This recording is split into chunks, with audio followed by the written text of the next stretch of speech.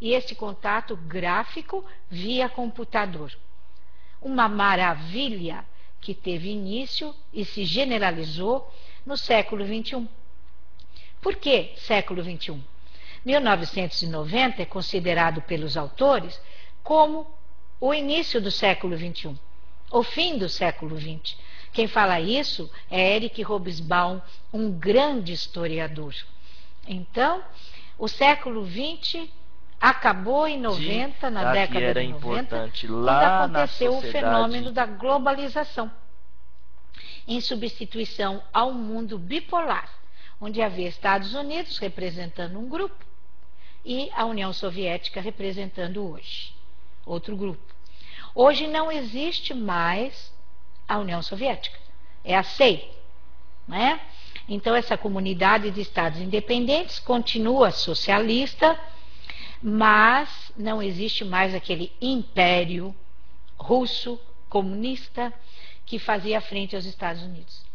Agora nós estamos no mundo bipolar? Não, no mundo multipolar, com muitos polos, o que novamente significa a palavra globalização. Um grande autor, professor da Getúlio Vargas de São Paulo e outras universidades, que era Eduardo importante Janete da lá Fonseca, na sociedade. ele nos fala que o fenômeno da globalização representa a conjunção de três forças. A primeira força é a revolução tecnológica, em cujo núcleo nós temos a revolução da informática, essa maravilha que permite a nossa proximidade. E depois, em segundo momento, nós temos a formação de blocos econômicos, e até um bloco político, como a União Europeia. Então, o nosso Mercosul, modestamente, representa uma tentativa de bloco econômico. E, finalmente, uma terceira característica seria a interrelação e a interdependência dos mercados em âmbito mundial, a ponto de que tem que haver um órgão que vai normatizar, que vai dar orientação aos conflitos que surgirem no mercado. Vocês devem perceber, por exemplo, não é, que atualmente o Brasil está tendo oportunidade de retaliar os Estados Unidos. Que era importante por causa lá na dessas sociedade. regras de mercado novo, mercado globalizado, né, onde um país pode sim retaliar outro se julgar que houve um prejuízo e uma quebra da ética, da, digamos assim, forma de atuar no mercado internacional. Vejam vocês, propriedade intelectual. Propriedade intelectual é outro foco de tensão do mercado. Quem tem um produto intelectual deve preservar, deve patentear, porque é uma riqueza, não é? O nosso biocombustível é uma riqueza.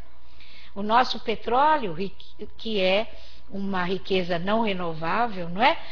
Também representa uma riqueza. Só que a maneira como o pré-sal vai nos proporcionar a riqueza e a maneira pela qual essa riqueza vai ser distribuída já está se tornando um motivo de polêmica. Por que motivo de polêmica? Porque agora o critério para nós medirmos o desenvolvimento de um país, se ele é primeiro, segundo ou terceiro mundo, é o IDH, o Índice de Desenvolvimento Humano.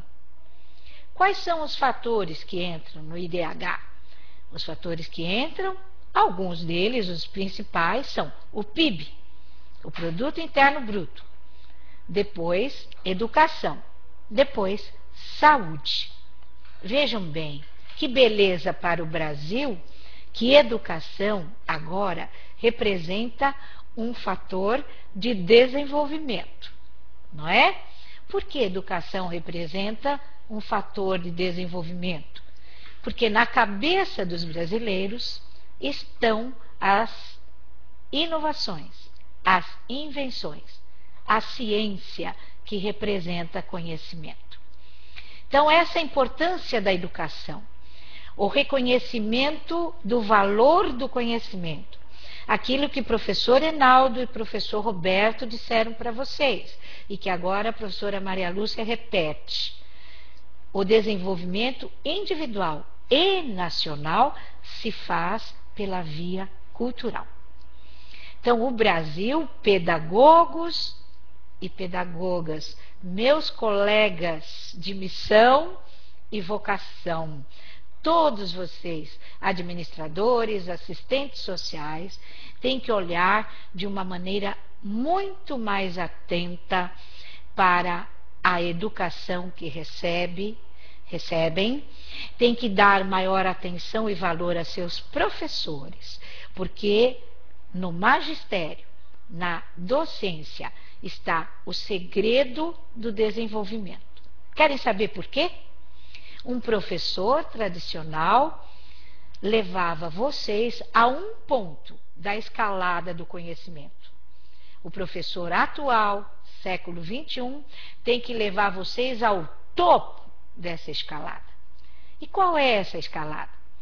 Ela é representada, por exemplo, pelo professor Gasparim da UEM, de forma muito apropriada, como uma escada, onde o primeiro degrau é a leitura, o segundo a memorização, o terceiro a análise ou decomposição do pensamento e o quarto a síntese ou a recomposição do pensamento.